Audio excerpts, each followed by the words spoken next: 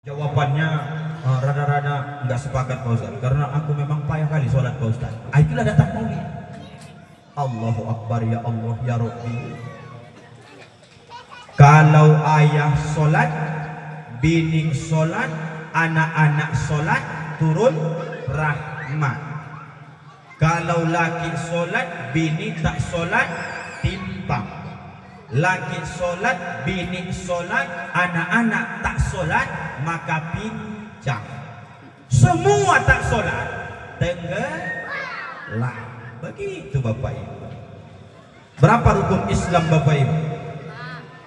Allahu Akbar. Udah 6 itu yang rukun Islam loh. Pada tuh. Gimana ini? 5 apa 6? Yang rukun imannya 6, rukun Islamnya 5. Jangan tukar-tukar itu. Marah orang nanti. Oh, anak-anak yang jawab tadi Kak. Oh iya.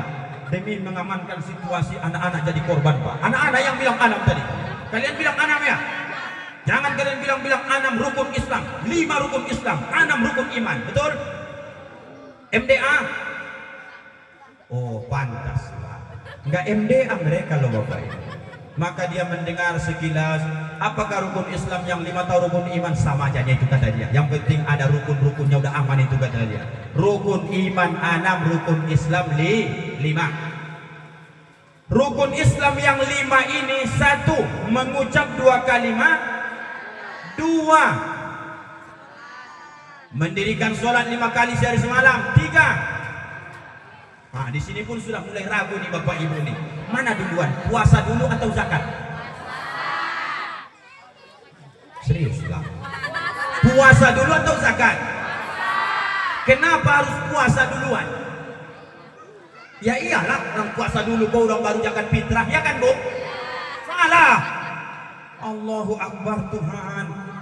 Yang betul itu nomor 3 zakat dulu, nomor 4 puasa. Karena zakat di situ bukan zakat fitrah saja, masuk juga zakat mal, zakat harta. Jadi kalau ditanya guru kita di SD, ada PR anak-anak kita, tolong nanti catat rukun Islam, tanya ayah komat di rumah ya nak, ini PR kata bu guru. Tengok, rukun Islam ada 5. 1. Mengucap 2 kalimat syahadat. 2. Mendirikan sholat 5 kali sehari semalam. 3. Mulai ragu dia, jangan ragu mulai sekarang. Zakat. 4. Puasa di bulan suci Ramadan. 5. Mengerjakan haji bagi orang yang mampu. Lengkap rukun Islam 5. Pertanyaan, ada nggak ketika kita puasa, sedang puasa di Bapak Ibu, bisa dapat rukun Islam yang 4 lagi? Bisa apa tidak? Pikir-pikir dulu, jangan asal jawab loh Bu. Saya besok puasa sunnah, sedang melaksanakan puasa, dapat nggak rukun Islam yang 4 lagi di puasa itu? Dapat apa tak dapat? Jangan ragu loh Bu. Lama aku tengok mikirnya loh Bapak Ibu. Dapat apa enggak? Saya sedang puasa, bisa nggak saya syahadat? Bisa. Saya sedang puasa, bisa nggak saya sambil puasa itu sholat terus? Bisa tidak? Saya ini sedang puasa, bisa nggak saya langsung haji? Di sini masalahnya ini, makanya sering tertunda-tunda sholat Bapak Ibu.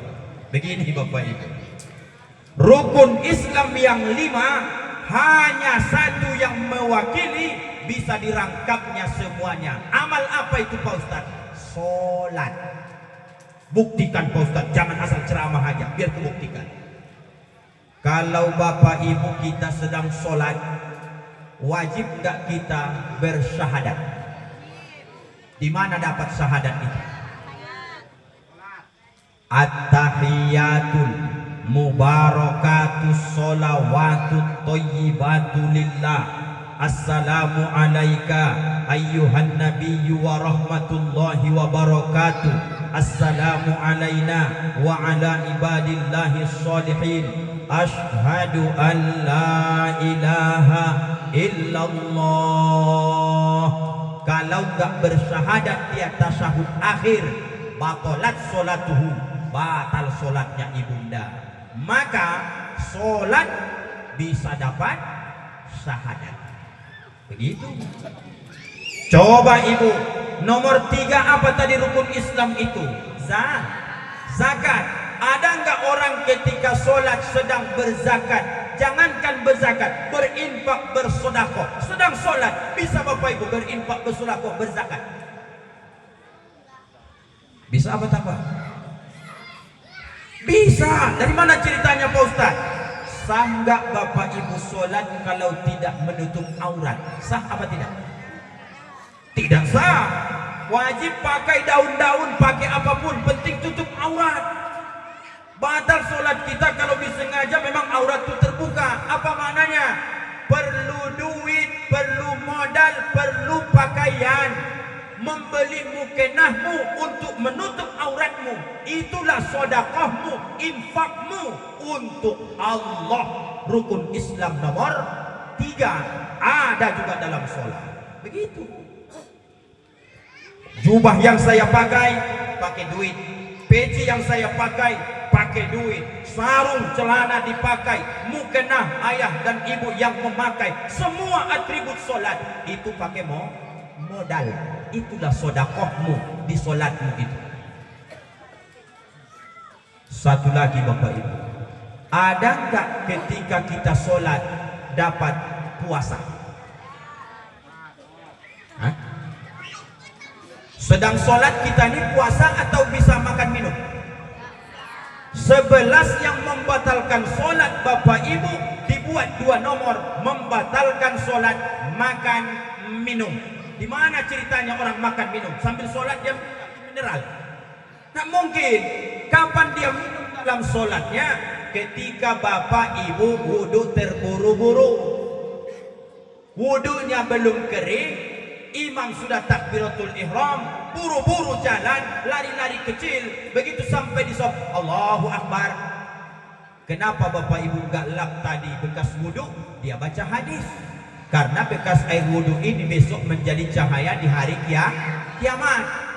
Meneteslah Bapak Ibu air wudhu tadi dari kening, berjalan sampai ke alis, sampai ke pelipis, turun sampai ke belokan hidung ini.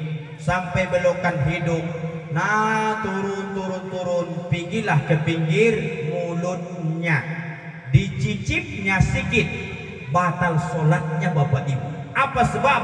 Karena sholat tidak boleh minum, artinya sholat sedang puasa Bapak Ibu. Makan, ada orang makan dalam sholat Pak Ustaz? Ada. Bapak Ibu yang sudah giginya berlubang atau giginya masih bagus tapi jaraknya itu agak renggang. Tadi makan ayam goreng, ayam bakar, ayam segala macam. Tiba-tiba azan zuhur, gak sempat sikat gigi, kumur-kumur pun gak tuntas. Begitu takbir Allahu Akbar, datang setan. Kau congkel-congkel dulu pakai lidahmu, masih ada bekas ayam bakar itu di gigimu paling belakang. Iya juga kata dia. Betul, dicongkel-congkelnya. Udah dapat kata setan itu? Belum. Dicongkel, udah mulai keluar. Datang setan berbisik, sikit lagi congkel lah, kencang lah sikit kata dia. Iya juga kata dia. Dicongkelnya, tuh naik ke langit-langit. Bapak Ibu, apakah itu potongan nasi atau potongan daging, yang penting dalam mulutmu ketika sedang sholat. Kalau keluar dari gigi, sela gigi, lubang gigi, kau telan, batal sholatmu Bapak Ibu. Apa sebab? Karena sholat kita wajib puasa. Begitu Pak. Pernah Bapak buat begitu? Congkel-congkel gigi, congkel-congkel gigi. Tuh telan. Gak taunya imam tuh kata dia. Imam gak tahu Pak. Allah tahu dia itu Pak. Maka gak boleh main-main dalam sholat itu Pak. Puasa. Ini memang agak ekstrim sedikit contohnya, tapi harus dicontohkan. Masyarakat banyak kadang-kadang dia sepele. Pernah ibu peluk. Peluk itu ingusan. Begitu ibu sedang peluk, bapak sedang peluk, sholat juga. Allahu Akbar. Meleleh ingus tadi, bening sebening-beningnya. Izin maaf Bapak Ibu, rasa ingus tuh asin apa manis? Asin kan Bu? Sama kita, aku pun pernah nyebut cicip itu, makanya tahu aku asin kan Bu? Keringat ini asin apa manis?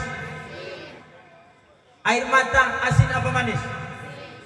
Hakikatnya ketika dia sedang sholat, tercicipnya saking sedihnya baca ayat, menetes air matanya, masuk sedikit ke mulutnya, dicicipnya, ditelannya, batal apa tidak sholatnya? Apakah karena air mata ini najis? Bukan, tapi karena asbab dia membatalkan puasa di saat sholatnya wajib puasa. Pernah Bapak Ibu ketika sholat batuk, bawa batuk, oh keluarlah dahak yang hijau itu sampai di mulut. Begitu sampai di mulut, dalam fikih baca Pak, dalam kitab Bajuri ada itu, ketika sudah terkumpul di mulut dahak tadi asbab karena batuk, kalau Bapak telan itu masuk dalam bab membatalkan sholat karena masuk kategori minum. Apa cara Pak Ustaz? Udah jelas-jelas keluar dahaknya di mulut nih, rokaat baru 1, sholat zuhur nih 3 rokaat lagi. Ambillah ujung serbanmu, kalau kau perempuan ambil ujung mukenahmu, kau lapkan dia. Selama sholat Pak Ustaz dahak ini mukenahku sah, karena dahak bukan najis, tapi kalau kau telan batal sholatmu. Begitu Pak. Apa maknanya? Dalam sholat kita juga puasa. Begitu. Dalam sholat Bapak Ibu ada nggak awak haji? Kita sedang sholat, dapat nggak haji? Dapat Bapak Ibu. Gimana ceritanya Pak Ustaz awal sedang sholat bisa haji? Wajib kita sholat menghadap kiblat.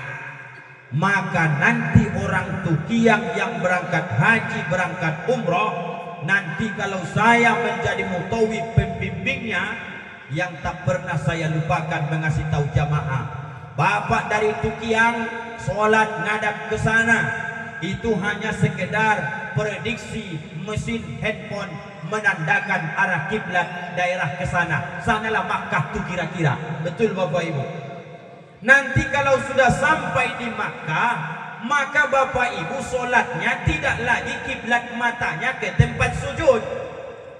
Kemana kiblat mata kalau sudah sampai di Makkah Pak Ustaz?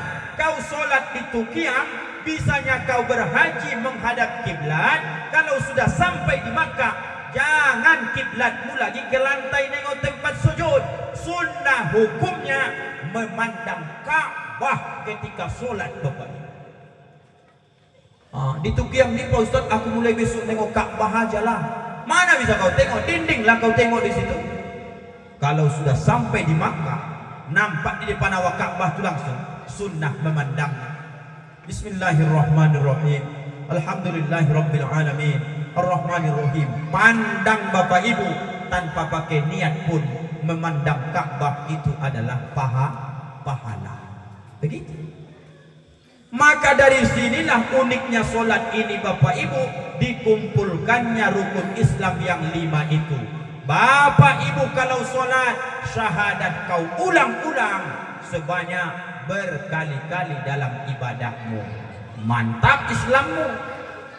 Bapak Ibu kalau rajin sholat, maka senantiasa engkau tiap hari sedang melakukan ibadah puasa tanpa kau sadari. Bapak Ibu jaga sholatmu, hakikatnya engkau sedang berinfak, bersedekah, bahkan berzakat setiap hari. Apa sebab? Dalam sholatmu kau butuh biaya untuk menutup auratmu. Bapak Ibu yang rajin sholat tiap hari, hakikatnya engkau sedang bolak-balik menunaikan haji umroh. Dalam tanda petik, itu menjadi salah satu alasan setiap sholat selalu menghadap kiblat. Begitulah Bapak Ibu. Kalau sudah begini pun diceramahi tentang itu, gak berubah juga orang Tukiang nih. Tetap juga asal azan, nantilah. Insya Allah tenggelam kalian besok. Alhamdulillah. Kalau mau selamat, jaga sholatmu. Kalau mau berkah, jaga solatmu. Kalau mau makin makbul doa, jaga solatmu. Mau cepat keinginan hajatmu, jaga solatmu. Positifkan hari ini sampai meninggal dunia. Di mana azan berkumandang, di situ aku solat Pak Ustaz. Di mana masuk waktu, di situ aku solat Pak Ustaz. Insya Allah. Berani saya Bapak Ibu menjamin, tak mungkin karena manusia, tapi kalau Bapak Ibu biasakan solat awal waktu, tengok nanti nggak sampai sebulan, tengok cita-cita hajat keinginanmu satu persatu nanti akan didatangkan oleh Allah Subhanahu wa ta'ala. Apa sebab? Solat itu menghargai Allah, membahagiakan Allah. Kalau sudah senang, minta keinginanmu, dengan gampang dia berikan, karena dia Al-Ghani Maha Kaya, Al-Mughni Maha memberi kekayaan. Alhamdulillah. Mudah-mudahan orang Tukiang bisa menyimak ceramah ini dengan baik. Amin. Mudah-mudahan ada perubahan setelah maulid ini ke arah lebih baik. Amin. Supaya dicontoh anak cucu kita, orang Tukiang terkenal, ahli-ahli ibadah, menjaga solat. Itulah harapan 2-30 tahun yang akan datang, mengirimkan bacaan-bacaan kalimat thayyibah setelah kita meninggal dunia. Alhamdulillahirabbil alamin. Berapa? 22:12 jam 10 hampir 15 menit. Setelah kupandang-pandang, enggak juga terbit-terbit bulan purnama. Setelah kupandang-pandang, belum memang terbit jua. Sampai di sinilah orang Tukiang pertemuan kita, sampai bertemu lagi kita di lain masa. Dadah. Ibu, dadah dulu. Dadah. Kata ibu tuh, belum, kata dia. Ibu bilang belum. Saya berharap yang kusampaikan ini kalian amalkan supaya selamat kita sama-sama dunia dan akhirat. Dinginkan mesinnya dulu sebentar. Salatullah salamullah ala Taha Rasulillah. Salatullah salamullah ala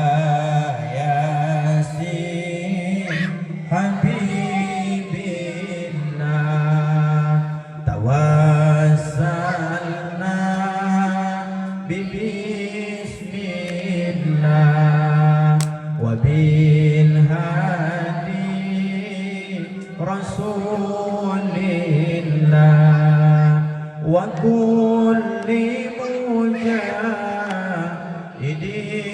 lillah bi ahlil badri ya Allah, bi ahlil badri ya Allah. Sama-sama Bapak Ibu. Astaghfirullah